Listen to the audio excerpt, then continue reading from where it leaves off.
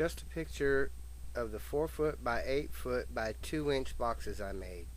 I used treated wood but let it sit outside for a couple weeks, so it should be cool. This is the time to staple the weed cloth onto the bottom of the box. Try to keep it tight, but watch for wrinkles. As you can see, I had to make 2 passes. Alright, now you can see that I have moved my boxes and lined them up. I think they look pretty good. What you think? This is just another shot. Yes, it is not level. This is gardening hippie style. We do good work, but nothing has to be perfect. Okay, now it's time to add the Miracle-Gro. If you would like to make your own great soil, here's the recipe.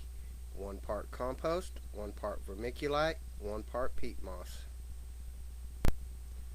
Okay, after I added more soil, I didn't quite know how much more I needed, so I decided I would do a little bit of leveling to judge just how much more I needed to add. Here we go. Okay, I finished filling all the beds and leveled them and decided it was a night. I threw some chicken wire over it so the cats would not think it's their new litter box. This did not work so well, so stay tuned and I'll show you how I fixed that. Remember, this is a square foot garden, so now comes the time that I needed to add the grid. I made the grid from wood trellis I found at the local lumber yard. They sell it in 8-foot sticks and it's kind of pricey. Okay, as you remember, I had chicken wire over the top to keep the cats out, but that didn't work, so I decided I was going to have to build a PVC cage, add some chicken wire, and zip tie it.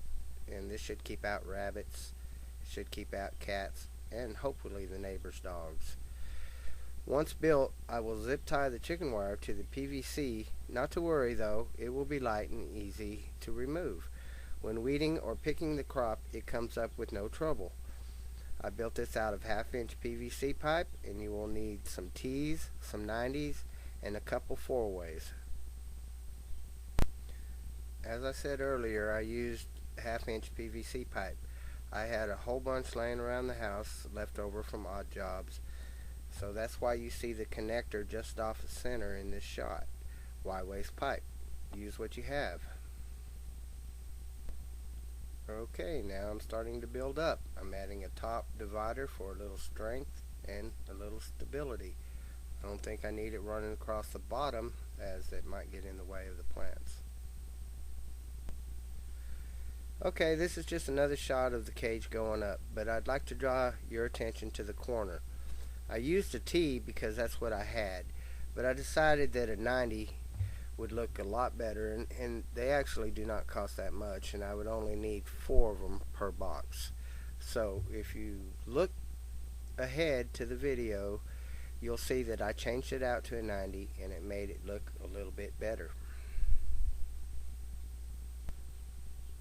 Okay, here we are. You didn't have to go that far to see where I changed the T to a 90 and it made a much better corner. Remember, do not use glue when you build this because it will hold just fine. I'm going to wrap it with chicken wire and zip tie it together, so it should be pretty strong. Oh, by the way, I'm not using glue because you never know when you might have to emergency pop up and you just might need a piece of pipe or a fitting or something to mend around the house, so it's kind of nice to have it on hand just in case.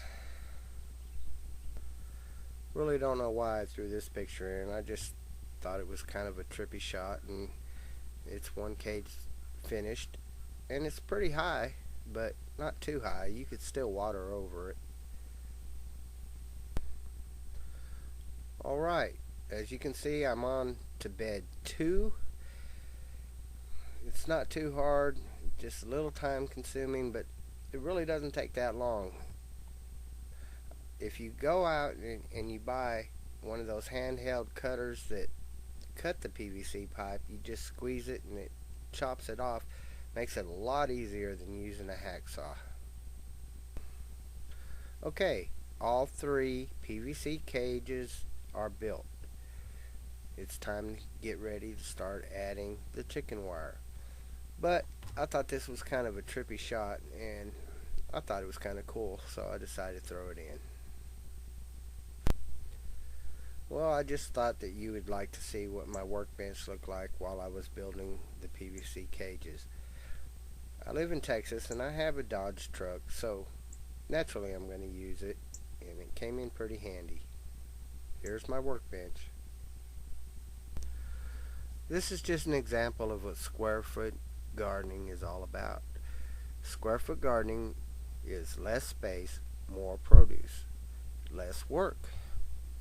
Alright, 1 square foot, I can produce 16 onions.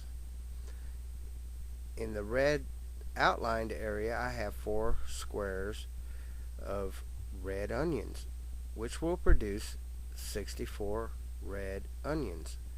If you look in the black outline, I have 4 squares, which will produce 64 white onions. So if you add that all together, I will have 128 onions, red and white. Pretty cool, huh? Here's a picture of some cabbage, broccoli, lettuce, and purple sage. This is the beginning of my square foot garden, and I just wanted to see what it would look like. So I went out and I bought some plants that were already started. In the future, I will have some that I planted by seed. This is the first cage with chicken wire. I zip tied it down. It is now rabbit proof, and the cats no longer use it as a new litter box. Hooray! All 3 veggie beds are finished. A few plants are in them, and I've also planted seed also. Remember, it is not level, but well built. It does not have to be perfectly level or straight to be a working garden. I thought you might like a look at how easy the cage lifts out. It takes a couple people to do this because my bed is 8 feet long. If I would have used glue on the top center section, I could take it off myself. I did take it off myself for this shot, but the top center wanted to pull out. It can be done, so use your own judgment, have fun with it, and I will have a part 2 coming up showing how the garden is growing.